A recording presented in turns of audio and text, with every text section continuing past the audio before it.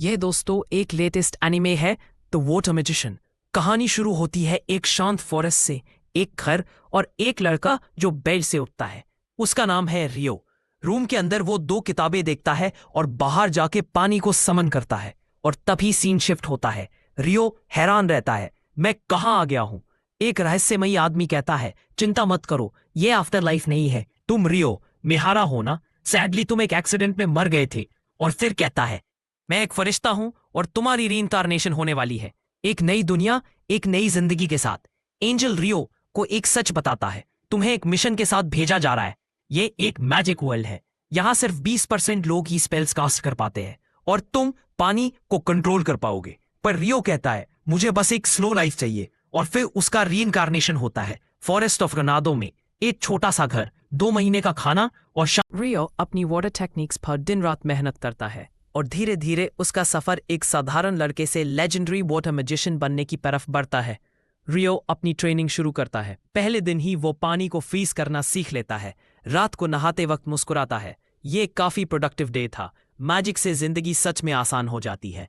कल और मेहनत करूंगा। अगली सुबह रियो सोचता है, माइकल ने सिर्फ 2 महीने का स्टॉक दिया था, अब मुझे खुद सरवाइव करना होगा और एक सेफ स्लो लाइफ के लिए मुझे ऑफेंसिव मैजिक भी सीखना पड़ेगा। और फिर शुरू होती है उसकी प्रैक्टिस। फ्लैशबैक में माइकल की आवाज गूंजती है, मैजिक का असली फाउंडेशन इमेजिनेशन है। जितना तुम सोच पाओगे उतना ही मजबूत तुम्हारा जादू होगा। बस वही बात रियो के दिल में घर करती है। रियो अपने ट्रेनिंग को कंटिन्यू करता है। कभी वाटर जेट सक्सेसफुल होता है, कभी वाटर बॉल फेल, लेकिन एक बात क्लियर है, वो रुकता नहीं है। दिन गुजरने लगते हैं और फाइनली वो वाटर को फ्रीज करके एक लैंस बना लेता है। एक दिन फॉरेस्ट में हंटिंग करते वक्त एक बड़ा लेसर बोर उस पर अटैक करता है। डर के मारे रियो पहले पीछे हट जाता है, लेकिन फिर जल्दी से सोचता है और अपनी आइस मैजिक का यूज करके बोर को स्लिप करवा देता है और एक शार्प आइस लैंस से उसे हरा देता है।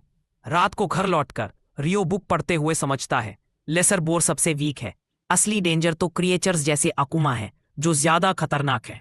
अगली सुबह फॉरेस्ट में फ्रूट खाते हुए उस पर अचानक एक असैसिन हॉक अटैक करता है। इस बार भागना मुश्किल था, हॉक की स्पीड बहुत ज्यादा थी।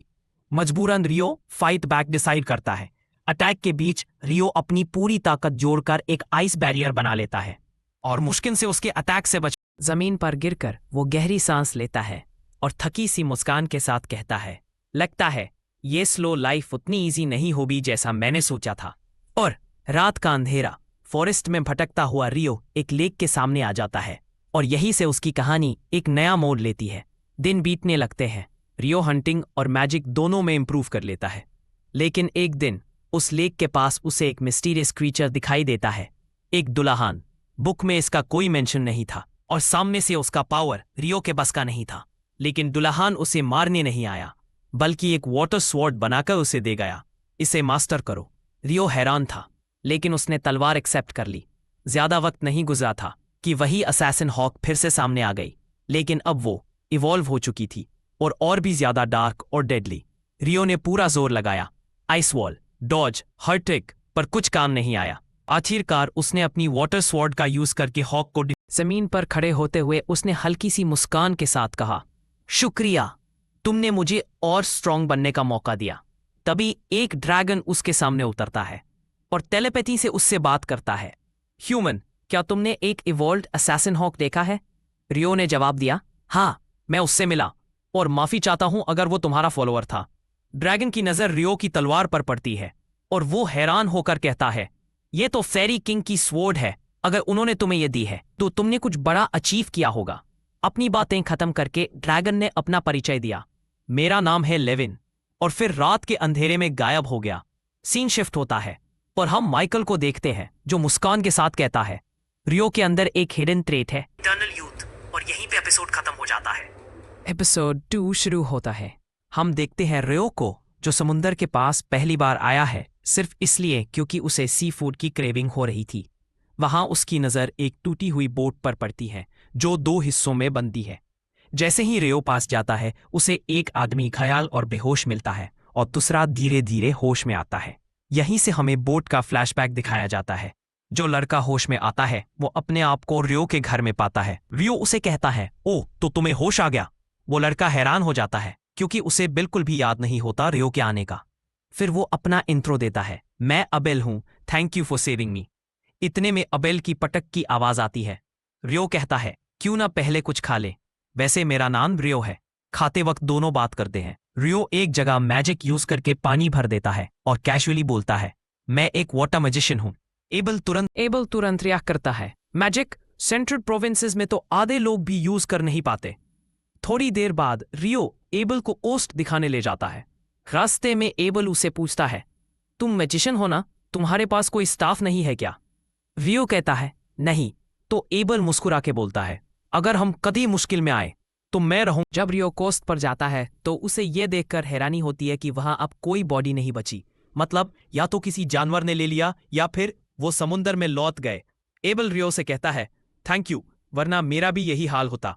फिर एबल रियो से बोलता रहे, प्लीज मुझसे इतनी फॉर्मल वे में बात मत करो। रियो मुस्कुरा के कहता है, पर आप मुझसे बड़े हो मिस्टर एबल, लेकिन अगर तुम्हें ऐसा ठीक लगता है तो एबल ही सही।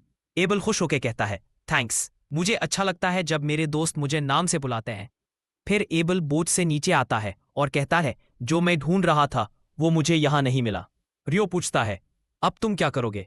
एबल कहता है, मैं अपने फ्रेंड से मिलने टाउन ऑफ लून जाऊंगा, लेकिन शायद ये जगह उससे बहुत दूर है। रियो कहता है, मुझे नहीं पता वो जगह कहाँ है, लेकिन तुम्हें शायद नॉर्थवर्ड ट्रैक करना चाहिए। एबल सोच में पड़ता है और फिर बोलता है, रियो क्या तुम मेरे साथ चलोगे? रियो थोड़ा चौंक जाता है। एबल समझाता है, हाँ ये सडन है, लेकिन मुझे लून का रास्ता भी नहीं पता, तुम गाइड की तरह हो जाओगे। रियो हैरान होकर सोचता है, गाइड, टाउन, और फिर बोलता है, ठीक है मैं साथ चलूंगा, लेकिन अगर तुम्हें ठीक लगे तो कल निकले, मुझे थोड़ी प्रिपरेशन करनी होगी। एबल मुस्कुराता है, and now you have yourself a guide, thank you. Rio. शाम होती है। रियो अपना गार्डन देखता है, फिर जंगल की तरफ जाता है और फेरी लॉर्ड को बोलता है, थैंक यू, मैं कल यहां से जा रहा हूं। वहां एक लास्ट फाइट होता है। फेरी लॉर्ड पानी में जाता है और एक जाइंट वाटर बॉल बना, उसके अंदर एक स्पेशल आउटफिट होता है जो रियो को दिया जाता है। रियो यूज गर्व से एक्सेप्ट करता है, थैंक यू अगेन, मैं इसे प्राइड के साथ पहनूंगा। सीन शिफ्ट होता है। सुबह हो गई है। एबेल और रियो अपनी जर्नी के लिए तैयार होते हैं। रियो एक लास्ट नजर अपने घर पे डालता है और फिर फॉरेस्ट की तरफ बढ़ जाता है। तभी एक वाइल्ड बोर सामने आ जाता है। एबेल कहता है, पीछे रहो रियो में, और एक ही वार में वो बोर को हरा देता है। रियो भी चौंक जाता है। आगे लेक के पास वो दोनों लिजर्ड फोक देखते हैं। फॉरेस्ट के रास्ते में रियो को महसूस होता है कि कोई उनका पीछा कर रहा है। एबेल रोकने के लिए कहता है। रियो बोलता है, ये बहुत सारे हैं, मैं भी मैजिक से लड़ूंगा, और एक ही स्पेल से रियो 3 लिजर्ड फोक गिरा देता है। एबेल शॉक हो जाता है। रियो कहता है, और भी आ रहे हैं। एबेल अपनी स्वॉर्ड निकालता है और दोनों मिलकर सबको मार देते हैं। लड़ाई के बाद एबेल पूछता है, रियो तुमने कौन सा स्पेल यूज किया? रियो कहता है, आइसिक एनहांस, एक वाटर स्पेल। फिर रियो अपने मैजिक से 2 वाटर ग्लासेस बनाता है, एक एबेल को देता है और कहता है, हाइड्रेटेड रहना जरूरी है। एबेल पानी पीता है और फिर रियो को एक कॉइन देता है। रियो हैरान हो जाता है, मैं पहली बार पैसा देख रहा हूं।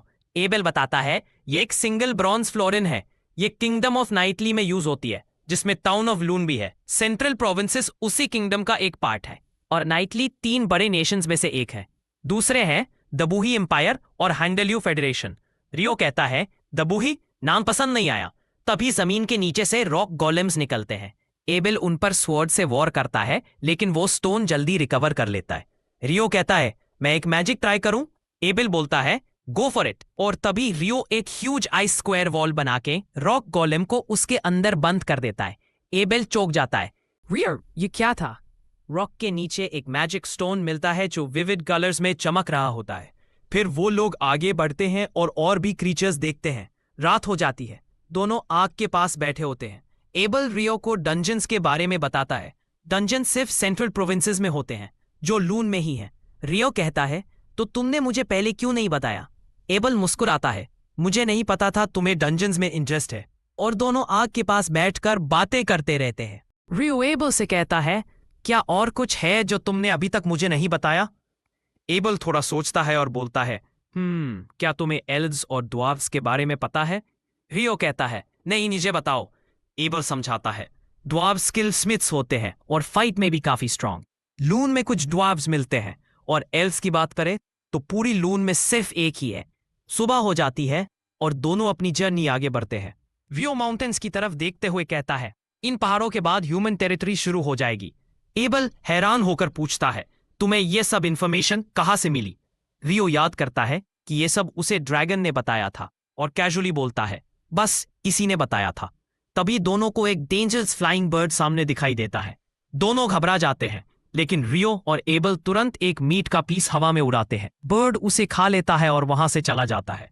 दोनों राहत की सांस लेते हैं और आगे बढ़ते हैं। अबेल कहता है, सेंचुरीज से बीमोथ और ग्रिफिन की रिपोर्ट्स नहीं आई, शायद इन माउंटेन्स में कुछ गड़बड़ है। रियो कहता है, या हो सकता है ह्यूमंस ने ट्राई ही ठीक से ना किया हो। और तभी उनके सामने 2 वाइवर्न्स आते हैं जो अपने शिकार पर फीड कर रहे होते हैं।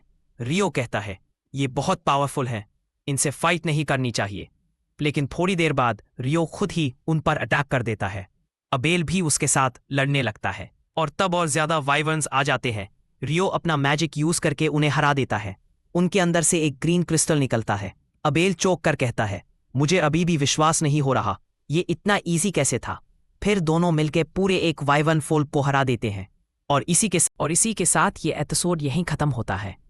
अगर आपको ये एनिमे पसंद आया हो तो लाइक जरूर करें और सब्सक्राइब करना ना भूलें, क्योंकि अगला एक्सप्लेनेशन वीडियो जल्दी ही आ रहा है।